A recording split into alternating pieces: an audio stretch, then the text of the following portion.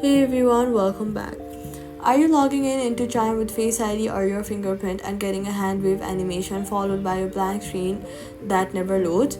This is one of the most reported Chime bugs right now. Here's the fix. First, swipe up and force close the Chime app completely from your recent apps. Now, go to your settings app and then scroll down to find the Chime app on your app list and tap on it once you find it, or just directly search for it. Then look at the permissions and confirm Face ID is allowed if you see that option. After that, go back to your home screen and then press and hold the Chime icon and then tap remove app, delete app, then delete the app completely. Next, go to your app store and then search for the Chime app and tap get to reinstall it completely fresh.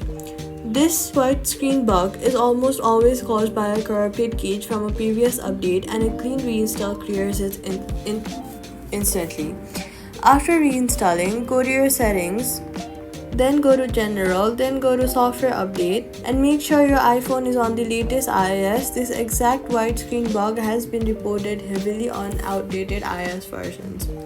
So all you gotta do is force close the app and reinstall from App Store. Update your iOS and the white screen after that hand wave will be gone. Subscribe for more Chime fixes every day.